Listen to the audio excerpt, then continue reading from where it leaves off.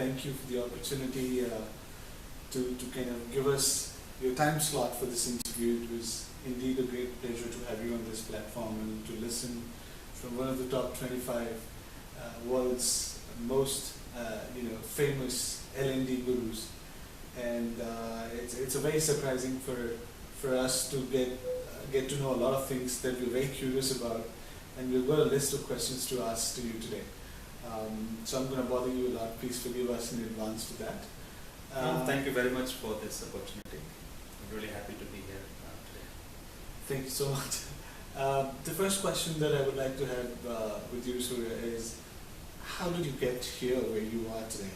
I mean, it would have taken humongous amount of effort and talent, as well as the the learnings that you have had. So if you have to just put it into one bowl, in a simple or in a layman language, I mean, how did you make this journey? If you could just throw some light on that. Well, Nitesh, it has been an interesting journey, and I would like to thank the Almighty God.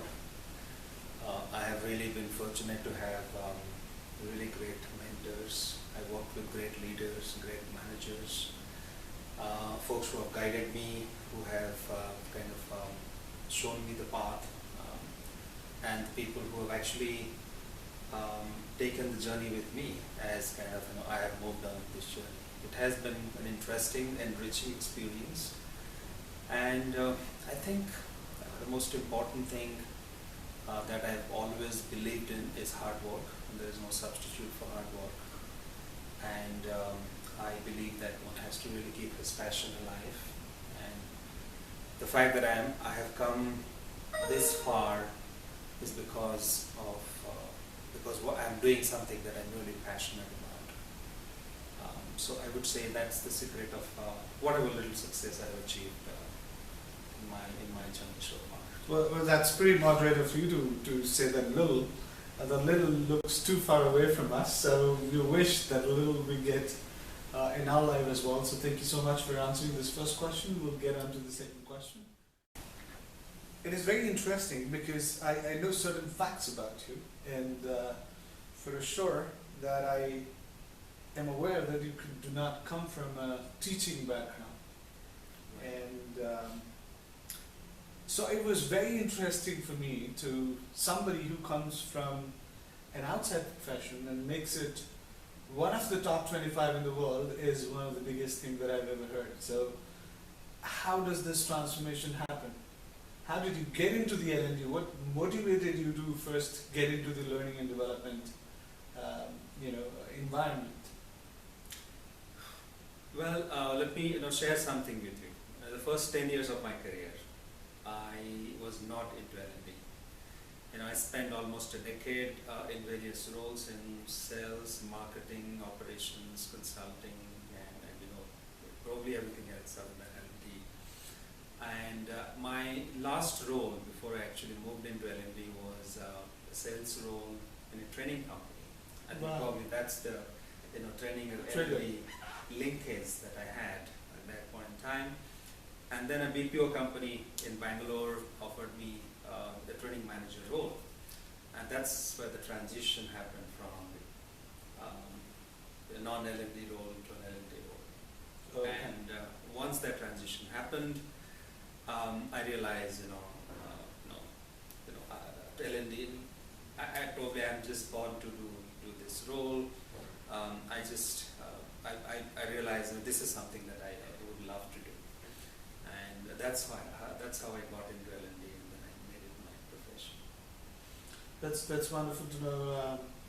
Surya, first thing is, I've observed.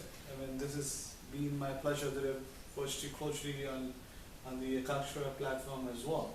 Yes. So, if I have to ask you, what tricked in your mind to come up with such a wonderful platform where you have more than 20,000, close to 20,000 L&D professionals, and you kind of pioneered that platform, and that was one of its kind when it was launched. Now there could be many, but for me that was one of its kind when it was invented, and then coming up with such wonderful ideas like Ekakshara magazine and all that.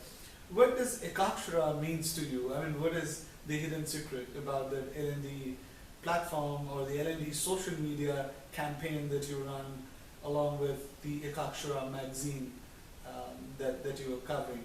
And what has been the recent success in both the areas for you? Right. So let me talk about the platform, or let me talk about the community first, and then I'll talk about Ekakshara. So when I started this L&D community on Facebook, I had no idea that it will grow to a 20,000 plus member community. I had absolutely no idea. I thought I'd set up a community of L&D practitioners, a few of my friends who are in the same profession. The idea was for us to come together and then share our best practices and kind of exchange ideas. But over the last couple of years, it has grown phenomenally. It has seen an exponential growth.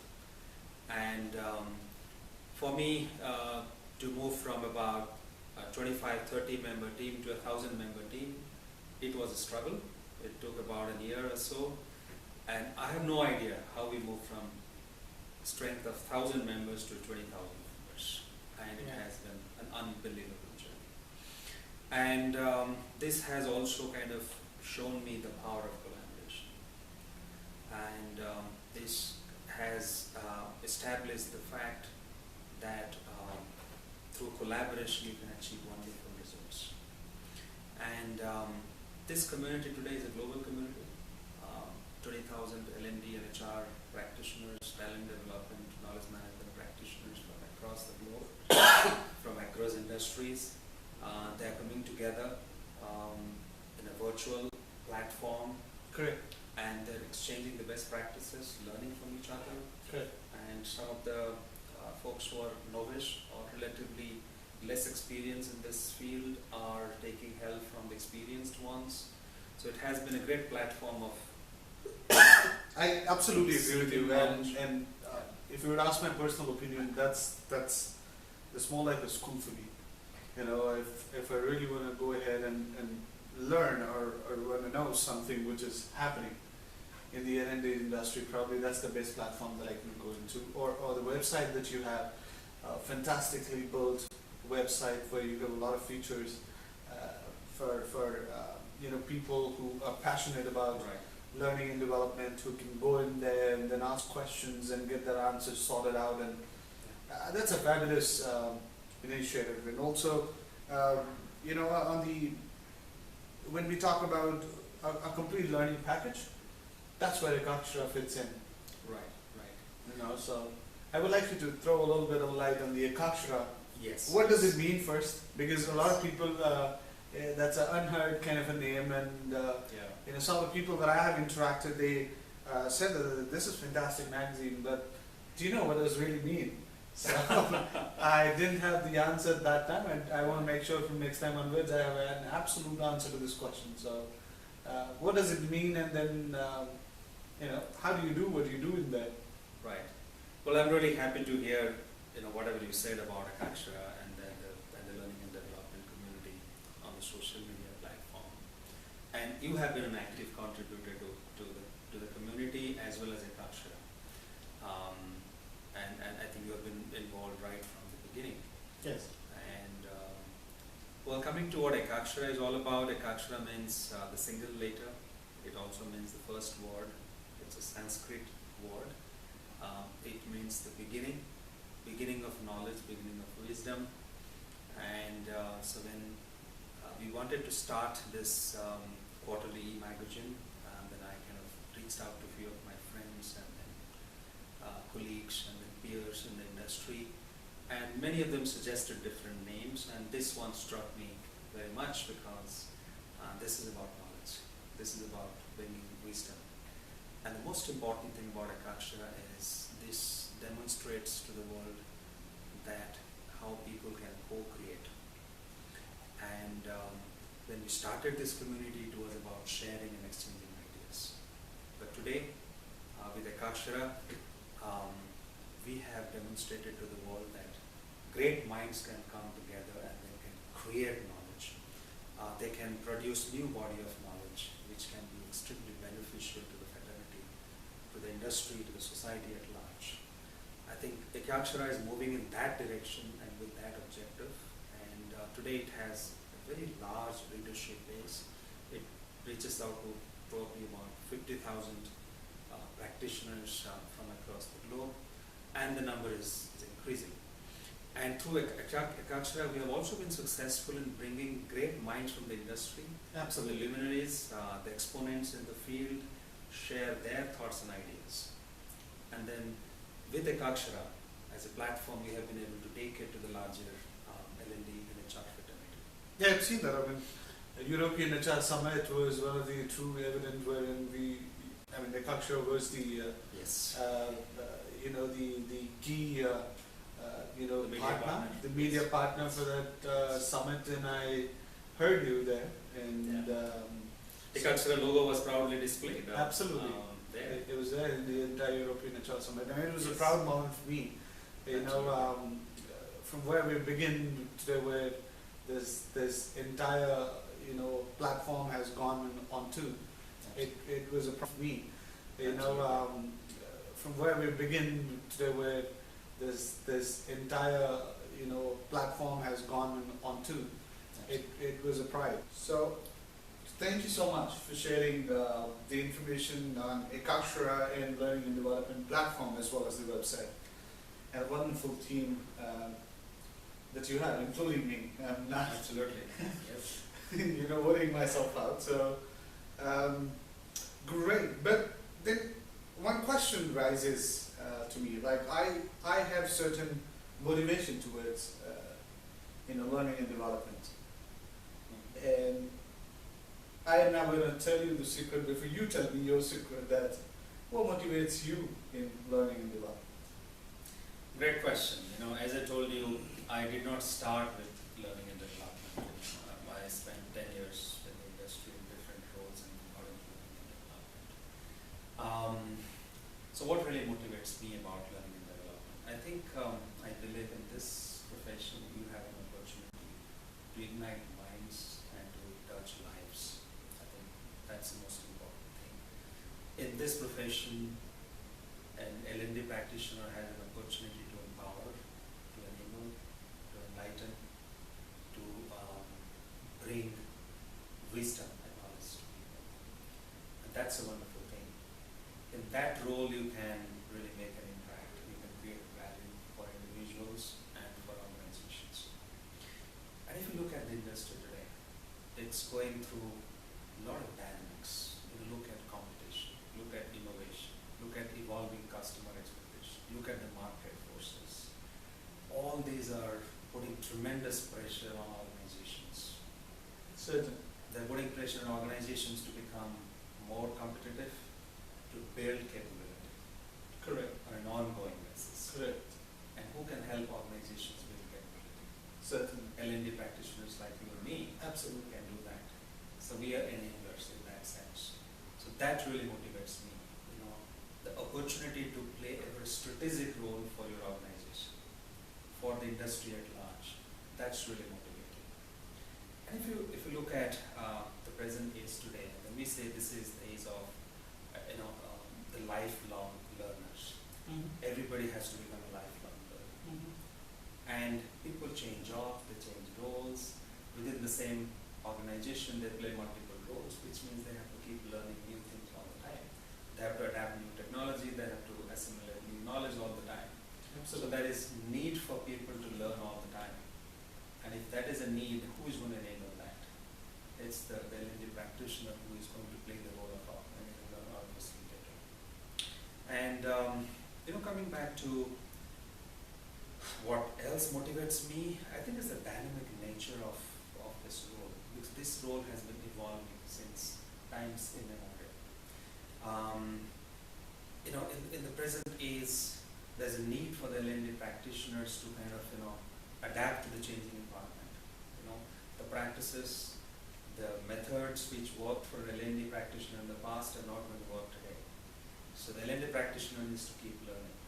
Learn technology, learn new practices, learn new methods of bringing knowledge to people more effectively and more efficiently. I think that dynamic nature of this profession also keeps me going all the time. Fantastic to hear that. So, my level of motivation, as I told you that I'm going to tell you the secret, what motivates me towards learning and development, probably you were the motivation factor for me.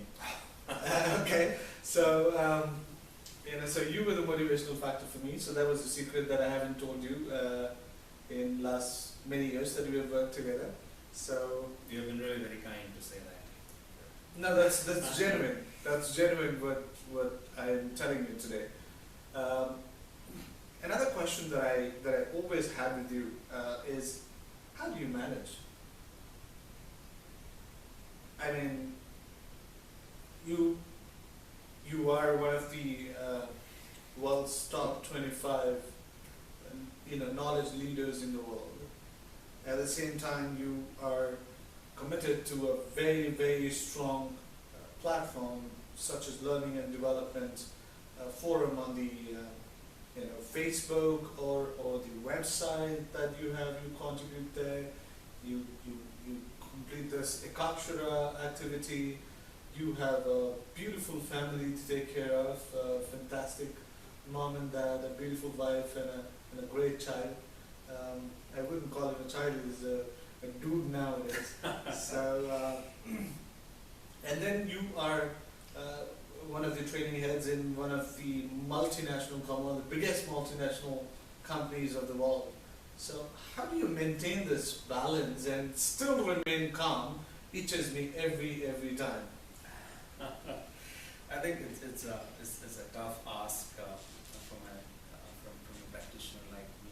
It's challenging, but the way I manage it, you know that if your passion becomes your work, then it becomes a lot easier for you. Then there is nothing called work-life balance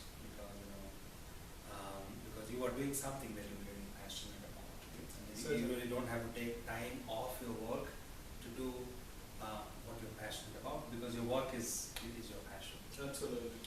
I think great deal of prioritization, very clear demarcation of my time. I have very clearly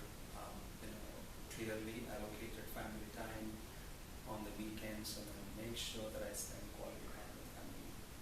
And I get a lot of inspiration, energy from my family members as well. I make sure that they understand what my profession is, and they have a lot of sympathy, empathy with me, and they know what I'm into, and then the demands on my profession. So my family has been very, very supportive. My wife, my son, my parents, they've been very, very supportive. Certainly. And also, of course, it means a lot of hard work, prioritization. But what is important is whatever little time that I try to give to any of the aspects of my life, key aspects of my life, I am completely into it. So when I'm with family, I'm not distracted by L&D or anything else. I'm completely focusing with the family. I also believe in spirituality. So I go to satsang. I speak in satsangs as well often. So whenever I'm into it, I'm completely into it. So whenever I'm giving time to the fraternity, I'm completely devoted to this. So I do not believe in great deal of multitasking at the same time. At a given point in time, one has to focus on a single task to become mentally more productive. Thank you. That reminds me, yes, I forgot a list of activities that you're involved. Orissa Without Borders, such a beautiful platform that a few of you have started, wherein all Korea, people who are staying away from their hometown and still collected and collaborated, and very, very close family that you have in Bangalore as well, which is Orissa Without Borders. I am aware that you guys have built a fantastic temple and an ashram recently, which was inaugurated a month back. I should say, it takes a lot of, it's easier said than done, but then it takes a lot of effort. You put it in a very moderate way, in few words. you summarize the entire journey in just like a 5-minute talk.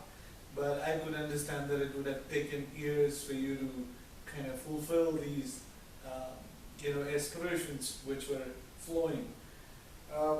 This gives us a lot of inspiration always, Surya, as I told personally to you certain times that, it always inspires your simplicity.